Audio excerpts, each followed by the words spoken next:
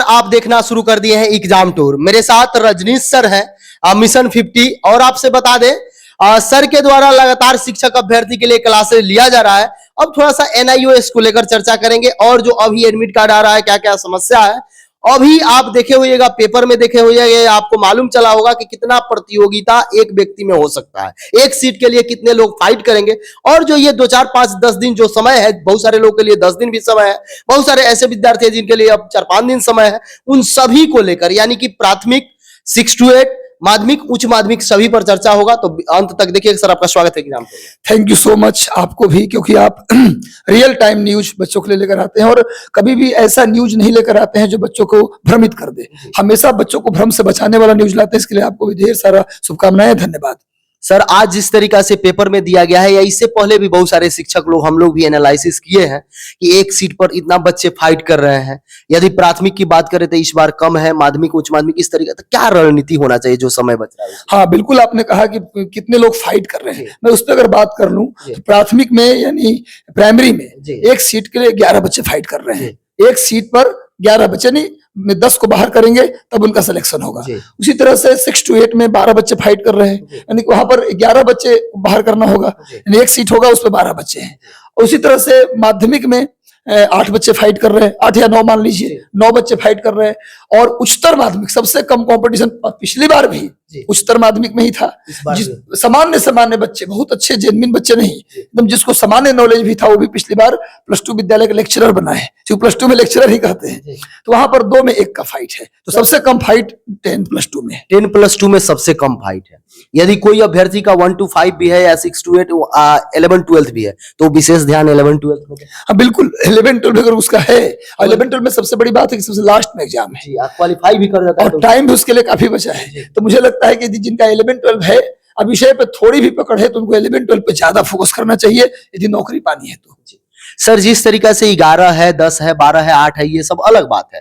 Social science में देखिएगा तो विद्यार्थी तो एवरेज निकाल दिया गया, टोटल जो आवेदन हुआ है उसके अनुसार निकाला गया। सोशल साइंस में ज्यादा है, साइंस में कम है, अन्य विषय में इसी तरीका से कहीं 1 फाइट है, कहीं 2 फाइट है, कहीं 5 फाइट है, कहीं 10 फाइट है, सभी अपने अपने सब्जेक्ट में।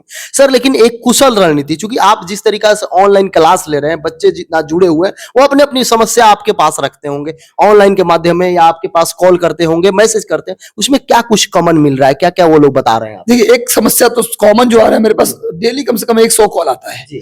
उसमें एक समस्या जो बच्चे बता रहे कॉम्बिनेशन को लेकर, 6 to 8 और 9-10 में जो कॉम्बिनेशन है, कई बच्चे हैं जिनका ग्रेजुएशन में सब्जेक्ट है ही नहीं।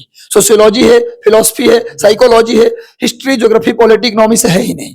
BPSC ने जो एडमिट कार्ड डाउनलोड करने कहा है, इस कंफ्यूजन को मैं क्लियर कर बोलना चाहता हूं, क्योंकि हाईलाइट किया है BPSC ने।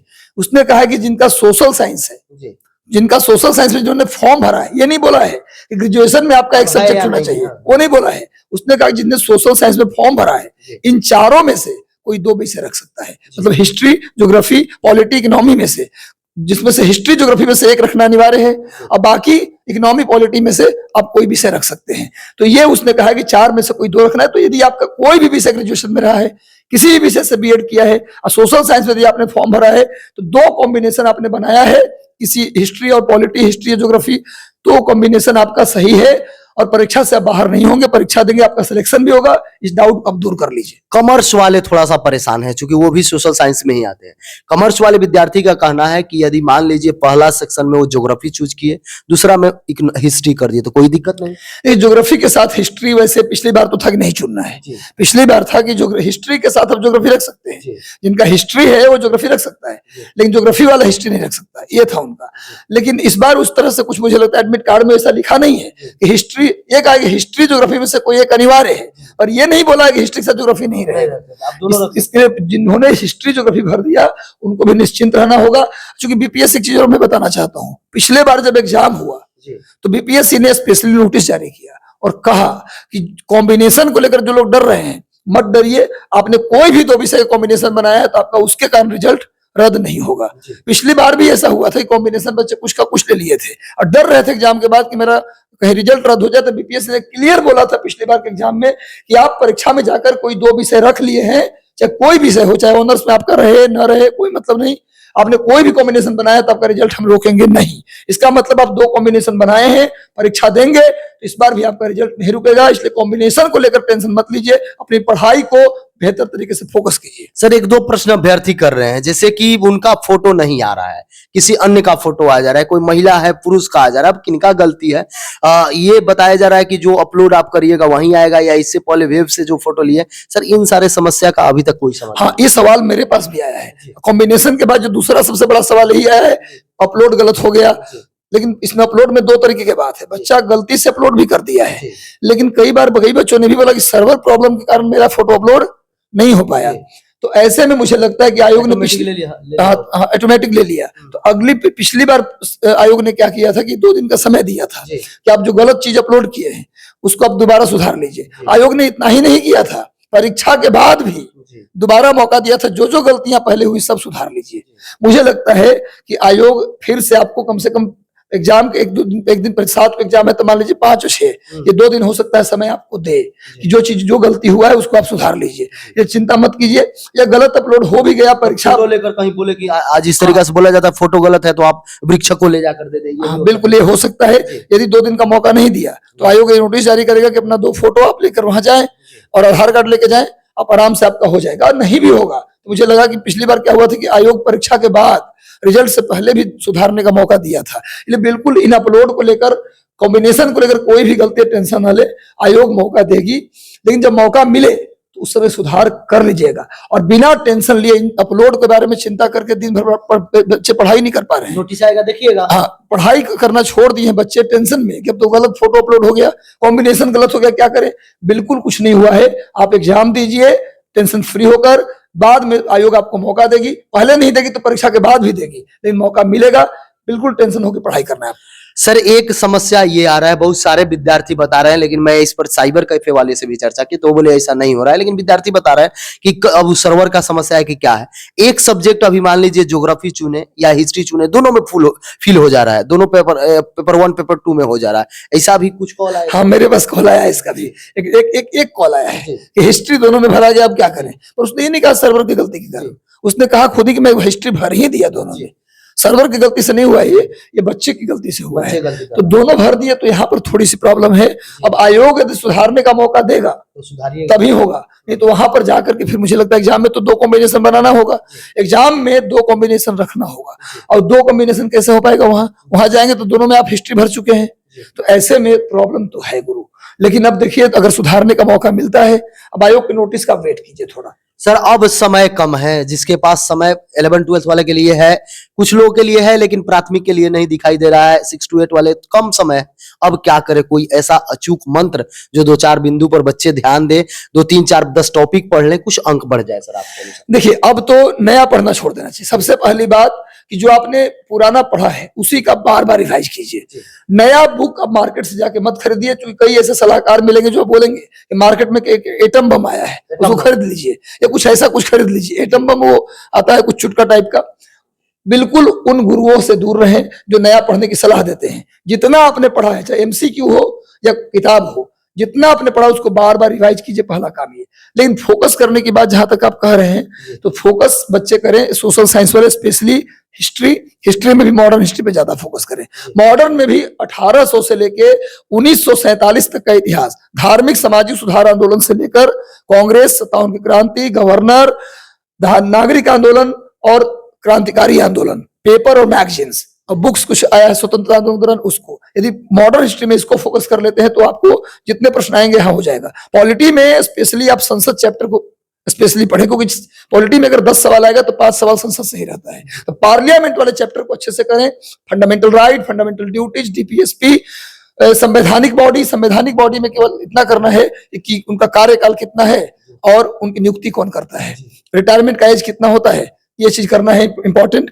और अगर आप इकोनॉमी की बात करें तो इकोनॉमिक सर्वे, बजट और करंट इकोनॉमी ज्यादा कर लीजिए, करंट अफेयर में जो इकोनॉमी चल रहा है। अगर बात करते हैं आप ज्योग्राफी की, तो उसमें भारत के भूगोल पर विशेष फोकस करें, और उसमें भी भारत का भौतिक विभाजन, जैसे माउंटेन, प्लेट्यू, प्लेन और मैदान, आइलैंड्स, नदियां, मिट्टी, इस पर फोकस कर ले बच्चा।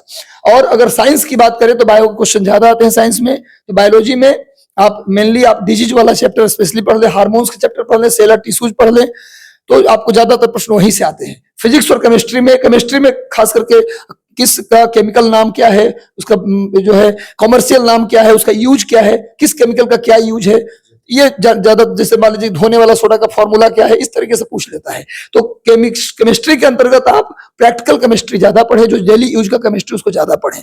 अब फिजिक्स में मैकेनिक्स जो चैप्टर है वो इंपॉर्टेंट है। मैकेनिक्स का मतलब गति, घर्षण, गुरुत्वाकर्षण, सरल लोलक, संयुक्त लोलक, और एक ऑप्टिक्स पढ़ सकते हैं आप, लाइट वाला चैप्टर, मिरर और लेंस वाला चैप्टर। तो मैंने सारे विषय का बता दिया निचोड़ कि ये विषय पढ़ना चाहिए। लेकिन अभी तक आप इन विषयों में से कोई विषय नहीं पढ़े हैं तो प्लीज अब उनको नहीं पढ़िएगा, नहीं पढ़िएगा प्लीज, अब छोड़ दीजिए। नई बात आपके दिमाग को टेंशन देगा, और ज्यादा नई बात आ जाने से क्या होता है, पुरानी बात पर भी उसका असर पड़ने लगता है। इसलिए प्लीज इतना अगर आप पढ़े हैं तो पढ़ लीजिए, और अगर लगता ही नहीं मेरी दिमागी क्षमता ठीक है तो सब पढ़ जाइए। यही मेरा है सर। बहुत सारे बच्चे आपसे जुड़ रहे हैं, बहुत सारे बच्चे बताते होंगे कि इतना अंक मेरा अभी आ रहा है, हम कोई सेट बना रहे हैं तो इतना अंक ला ले रहे हैं, या बैठ के हम लोग अपना डिस्कस कर रहे हैं तो उसमें मेरा अच्छा क्या परफॉर्मेंस आ रहा है। हाँ, मैंने परफॉर्मेंस देखा है। मेरे इंस्टीट्यूट में सभी प्राइमरी से लेके 11 12 तक यहाँ टेस्ट चल रहा है। तो मैं बताऊं कि परफॉर्मेंस जो अभी आ रहा है, क्योंकि कोचिंग वाले लेवल को हार्ड करके सेट करते हैं, हालांकि बीपीएससी भी अब लेवल को टफ ही कर रही है। तो आप अभी जो मेरे यहाँ परफॉर्मेंस है एवरेज, मतलब आप मान सकते हैं 58 से लेके 65, 58 से 65, हाँ 58, 60, 65 यही स्कोर है। 70 पार किसी का नहीं जा रहा है, 70 पार नहीं जा रहा है। 70 पार यहाँ कोचिंग के टेस्ट में नहीं जा रहा है, क्योंकि कोचिंग वाले अपने लेवल से हार्ड पेपर भी टफ करते हैं। और कोचिंग में अगर 58 से 60 जिनका आ रहा है, 65 आ रहा है, वो मान के चलिए कि वहां 70 उनका पार कर जाएगा। मतलब जो विद्यार्थी अगर 60 प्लस हैं, कहीं भी कोई भी टेस्ट दे रहे हैं तो उनको 60 मत मानिए सर, प्राइमरी की जिस तरह से मेरिट पिछली बार गया है, मुझे लगता है जिनका 65 से पार है वो कंफर्म जो टेस्ट दे रहे हैं, कोचिंग का टेस्ट या फिर कोई गाइड लेकर टेस्ट दे रहे हैं,